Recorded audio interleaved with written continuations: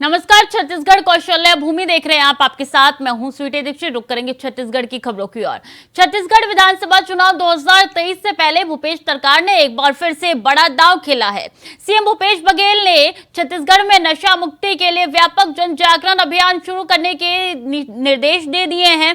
इस संबंध में मुख्य सचिव को निर्देश दिए गए हैं। आदेश में कहा गया है कि समाज कल्याण विभाग 1 महीने के भीतर नशा मुक्ति जन जागरण अभियान को लेकर कार्य योजना की ब्लूप्रिंट तैयार करें। अभियान को लेकर नशा मुक्ति के क्षेत्र में कार्य कर रहे फेमस व्यक्तियों और संस्थाओं से परामर्श लिया जाए।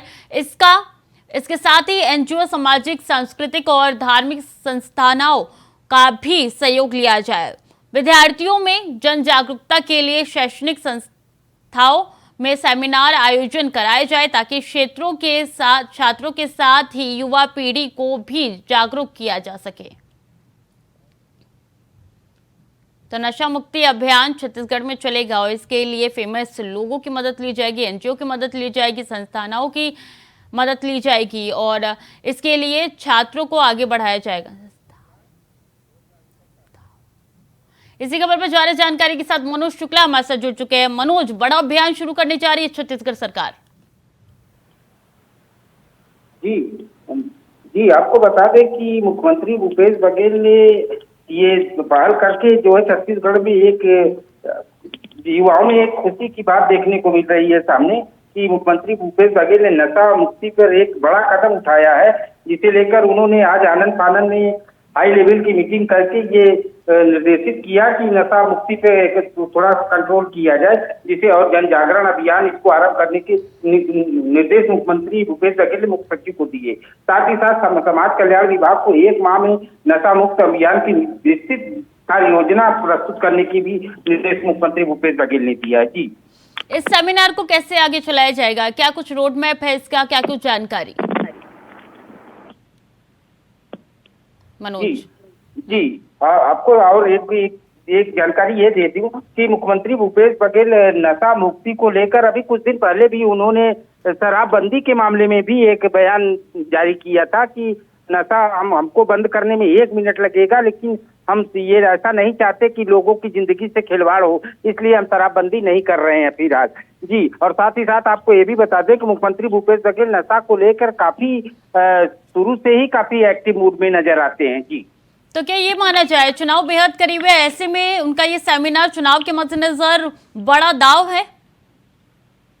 जी, बिल्कुल माना जा सकता है। सामने चुनाव है और इस बात को आमतौर पर भी देखा जा सकता है और विपक्ष इस मुद्दे को भी उठाने का प्रयास करेगा कि ये चुनाव को देखते हुए मुख्यमंत्री भूपेश बघेल ने ऐसा बयान जारी किया है। जी, कुछ फेमस व्यक्तियों के द्वारा, संस्थाओं के द्वारा और एनजीओ के द्वारा इसका व्यापक रूप देखने को मिल सकता है सेमिनार का। मनोज जी जी, बिल्कुल। मुख्यमंत्री ने साफ तौर पर मुख्य सचिव को निर्देश दिया है कि नशा मुक्ति को लेकर एनजीओ के माध्यम से, सामाजिक संस्था के माध्यम से, सांस्कृतिक और धार्मिक संस्थाओं के माध्यम से इसको विद्यार्थियों में भी जन जागरूकता अभियान चलाकर शैक्षिक संस्थाओं में भी आयोजित किए जाए सेमिनार।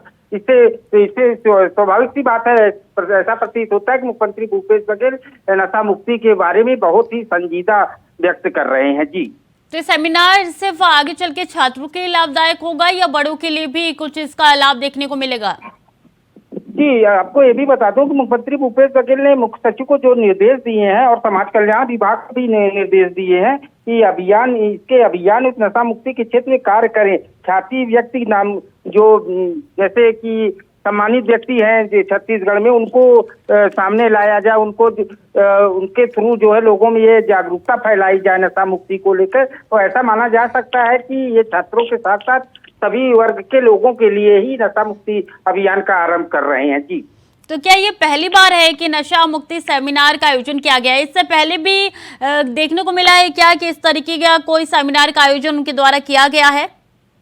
जी, निश्चित रूप से मुख्यमंत्री भूपेश बघेल पहले भी नशा मुक्ति को लेकर काफी कुछ कार्यक्रम यहाँ पर छत्तीसगढ़ में हुआ है उनकी सरकार द्वारा, और साथ ही साथ अभी चुनाव को ही मान के शायद चलिए माना जा सकता है कि मुख्यमंत्री भूपेश बघेल थोड़ा सा नशा मुक्ति की तरफ एक कदम और बढ़े हुए हैं। जी, बहुत बहुत शुक्रिया मनोज तमाम जानकारियों के लिए।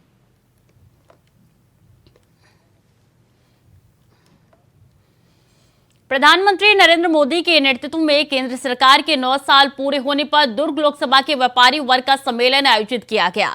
इस कार्यक्रम में पूर्व कैबिनेट मंत्री और रायपुर दक्षिण के विधायक बृजमोहन अग्रवाल मुख्य वक्ता के रूप में पहुंचे। उन्होंने इस दौरान न सिर्फ मोदी सरकार की उपलब्धियों को गिनवाया बल्कि कांग्रेस सरकार पर जमकर निशाना साधा। बृजमोहन अग्रवाल ने कहा कि छत्तीसगढ़ में सिर्फ भ्रष्टाचार और लूट चल रही है, चारों तरफ माफियाओं का राज चल रहा है, फिर वो चाहे शराब माफिया हो या दूसरे माफिया। राज्य में विकास कार्यों पर ग्रहण लग चुका है, आम जनता परेशान है, लेकिन लोगों की इन समस्याओं से भूपेश सरकार को कोई लेना देना नहीं है। महीने का कार्यक्रम चल रहा है जिसमें वरिष्ठ कार्यकर्ताओं के साथ में बैठना, हितग्राहियों के साथ में बैठना, व्यापारियों के साथ में बैठना, जो प्रतिष्ठित लोग हैं उनके साथ में बैठना, जो समाज में अपना स्थान रखते हैं वैसे लोगों के साथ में जाकर मिलना और उनसे भारतीय जनता पार्टी के 9 साल के मोदी जी के कामों के बारे में चर्चा कर उनसे समर्थन लेना, साथ में बीजेपी सरकार ने 15 साल में जो काम किए हैं उसके बारे में। आज पूरे दुर्ग लोकसभा के अंतर्गत आने वाले पूरे व्यापारियों को साथ में बैठ के मोदी जी के 9 साल के कार्यकाल में जो योजनाएं आई हैं, जिस तरीके से व्यापारी हित के काम किए गए हैं, वो सब हम लोगों के साथ बैठ के साझा किए गए हैं। और हम लोगों ने आज यहाँ पे संकल्प लिया है कि जो भी अच्छा काम व्यापारिक हित में हो रहा है और समाज के अंतिम व्यक्ति तक जा रहा है, उसको ले जाने का बीड़ा हम लोग पूरे व्यापारी भाइयों ने उठाया है। हम इसके तहत अपने व्यापारी पूरे समुदायों के साथ मिलके हम लोग एक एक अपने ग्राहकों तक, अपने स्टाफ तक, उनके परिवारों तक लेके जाएंगे और हम ये बताएंगे सबके मन मस्तिष्क में और दिलों में सिर्फ एक ही निशान होना चाहिए, वो होना चाहिए कमल निशान। कोरबा जिले के राजगामार के ओमपुर जंगल में आज सुबह एक युवक की लाश संदिग्ध अवस्था में मिली है। आसपास के लोगों ने जब ये दृश्य देखा तो वो दंग रह गए। मृतक की पहचान आमाडांड निवासी बसंत कुमार कोसले के रूप में हुई है।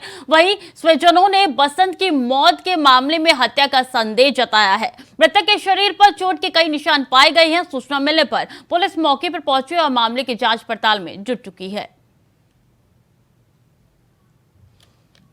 तो बता दें कि एक जंगल में एक युवक का लाश मिला है और लाश मिलने से इलाके में हड़कंप मच गया है। युवक की पहचान हो चुकी है और उसके शरीर पर, शव पर जो है कई तरीके के निशान मिले हैं।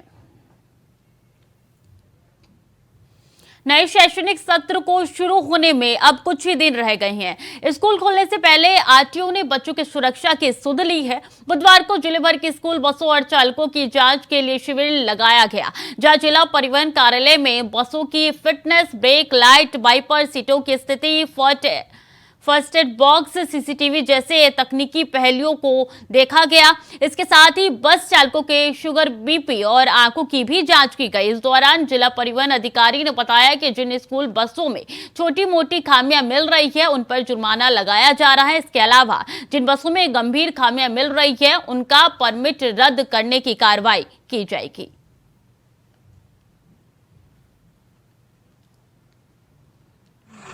स्कूल खुलने वाली है ना। इसके पहले स्कूल बसों की जांच की जा रही है, जिसमें परमिट, फिटनेस, इंश्योरेंस जिसमें नहीं पाया गया है उसमें कार्रवाई कर रहे हैं, है ना।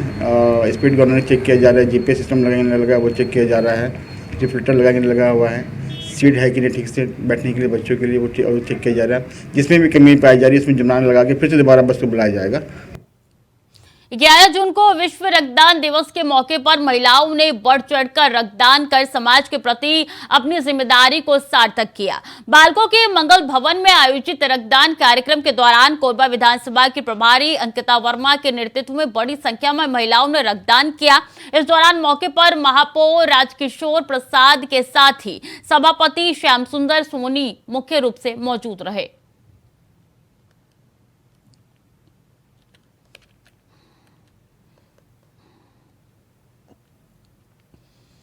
बलौदा बाजार में राहगीर से मोटरसाइकिल लूटकर भागने वाले 3 आरोपियों को पुलिस ने गिरफ्तार कर लिया।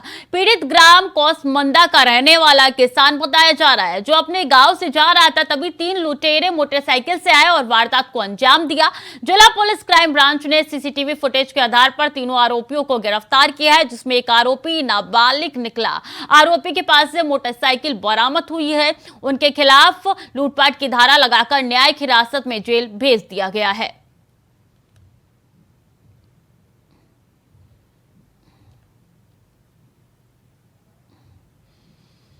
छत्तीसगढ़ बीजेपी नेताओं ने 90 विधानसभा क्षेत्रों के अंतर्गत सभी मंडलों पर प्रवास कार्यक्रम पूरा कर लिया है, जिसके तहत बूथ और शक्ति केंद्रों के स्तर पर टीम खड़ी कर ली गई है। साथ ही मंडलों के कार्यकर्ताओं से 1-to-1 बातचीत कर उनकी शिकायतें सुनी गई है, जिसके बाद सभी प्रभारियों ने बुधवार को कुशाभाऊ ठाकरे परिसर में प्रभारी ओम प्रकाश माथुर और सह प्रभारी नितिन नबीन के सामने प्रेजेंटेशन दिया। इस दौरान प्रदेश अध्यक्ष अरुण साव, प्रदेश महामंत्री संगठन पवन साय और नेता प्रतिपक्ष नारायण चंदेल भी मौजूद रहे, जहां बैठक के बाद आने वाले समय में छापामार शैली में विधानसभा स्तरीय आंदोलन की योजना बनाई गई।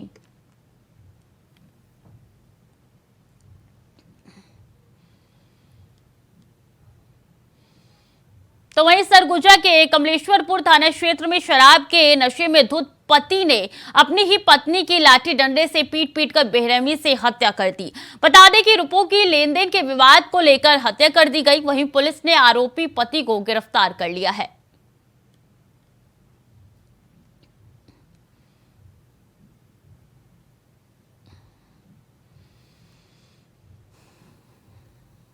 बस्तर संभाग के सबसे बड़े अस्पताल सै मेडिकल कॉलेज में स्टाफ नर्सों की कमी के कारण स्वास्थ्य सेवाएं प्रभावित हो रही है। साल 2018 में बस्तर जिले के टिमरापाल में मेडिकल कॉलेज अस्पताल को शिफ्ट किया गया था। मेडिकल कॉलेज के पास 650 बेड के अस्पताल का संचालन हो रहा है। मौजूदा वक्त में कार्यरत स्टाफ नर्सों की संख्या तकरीबन 100 है। इन स्टाफ नर्सों को अलग अलग शिफ्ट में सेवाएं देनी होती है। स्टाफ नर्स ने प्रशासन को 20 जून तक का अल्टीमेटम दिया है, जिसके बाद 21 जून से स्टाफ नर्सों ने अनिश्चितकालीन हड़ताल करने की घोषणा की है। प्रशासनिक परिषद की बैठक में अनियमित स्वास्थ्य कर्मियों की भर्ती को लेकर निर्णय लिए जाने की संभावना जताई गई है।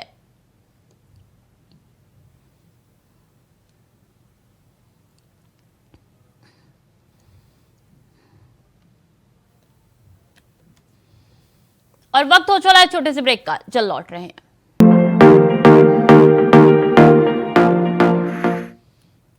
और जगदलपुर के सन सिटी कॉलोनी जाने के मुख्य मार्ग वाली सड़क का पिछले साल निर्माण कराया गया था, लेकिन 8 महीने में ही सड़क पूरी तरीके से जर्जर हो गई है।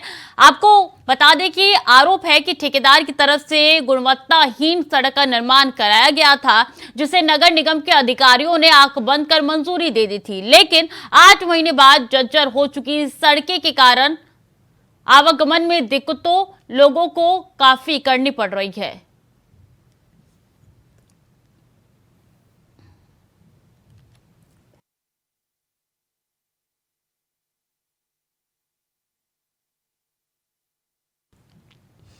तो पिछले साल ही इस सड़क का निर्माण हुआ था, लेकिन 1 साल पूरे होने से पहले ही जर्जर हालत हो गई है इसकी। बता दें, गुणवत्ता में काफी कमी पाई जा रही है। खस्ता हाल सड़क का हो चुका है। जगदलपुर की ये सड़क है जिसकी तस्वीर आपके साथ साझा कर रहे हैं। 1 साल भी नहीं हुआ है इसके निर्माण का और 8 महीने में ही बुरा हाल इसका देखने को मिल रहा है। पिछले साल इसका निर्माण हुआ था और ऐसे में कई सवाल इसकी गुणवत्ता को भी लेके खड़े हो रहे हैं। दिक्कतों का सामना लोगों को करना पड़ रहा है। आवागमन में काफी दिक्कत हो रही है और ऐसे में ये तस्वीर निकल के सामने आ रही है।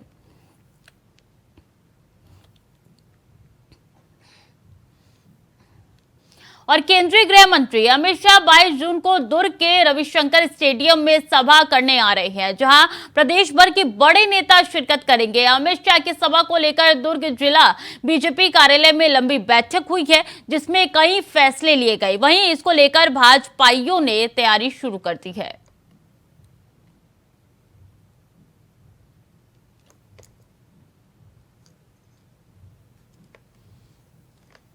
तो गृह मंत्री दुर्ग जिले पे हैं। 22 जून को वो दुर्ग आएंगे अमित शाह और ऐसे में काफी खास उनका ये दौरा माना जा रहा है। रविशंकर स्टेडियम में सभा करेंगे और संबोधित भी करेंगे वहां की जनता को। बता दें, जिला बीजेपी कार्यालय में इसको लेकर बैठक हुई है। तैयारी शुरू हो चुकी है क्योंकि अब से कुछ ही दिन का वक्त बचा है। ऐसे में दुर्ग में तैयारी देखने को मिल रही है और आपको बता दें कि भारी संख्या में लोग यहाँ पे जुटेंगे, इसकी भी आशंका जाहिर की जा रही है। 22 जून को दुर्ग पर आ रहे हैं, दुर्ग जिले में आ रहे हैं गृह मंत्री अमित शाह। ऐसे में खासा दौरा उनका ये माना जा रहा है क्योंकि चुनाव बेहद करीब है, विधानसभा चुनाव छत्तीसगढ़ के, और ऐसे में उनका ये दौरा काफी अहम माना जा रहा है। इसके लिए अब लगातार बैठकें भी हो रही हैं, तैयारी की जा रही है कि किस तरीके से क्या रोड मैप होने वाला है, कोई परेशानी उनको ना हो। और इसीलिए आपको बता दें कि स्टेडियम में वो जनसभा को संबोधित भी करेंगे। काफी भव्य कार्यक्रम रहने वाला है। रविशंकर स्टेडियम में सभा करेंगे गृह मंत्री अमित शाह। उनका ये दौरा 22 जून का बताया जा रहा है। दुर्ग पहुंचेंगे 22 जून को गृह मंत्री अमित शाह। इसके लिए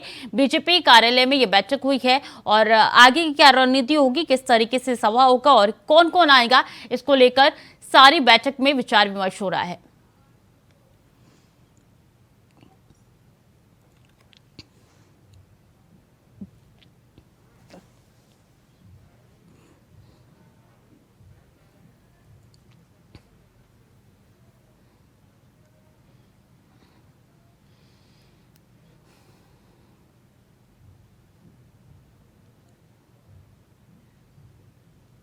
ये तो फिलहाल के लिए बुलेटिन में इतना ही। खबरें लगातार जारी है, देखते रहिए इंडिया वॉइस।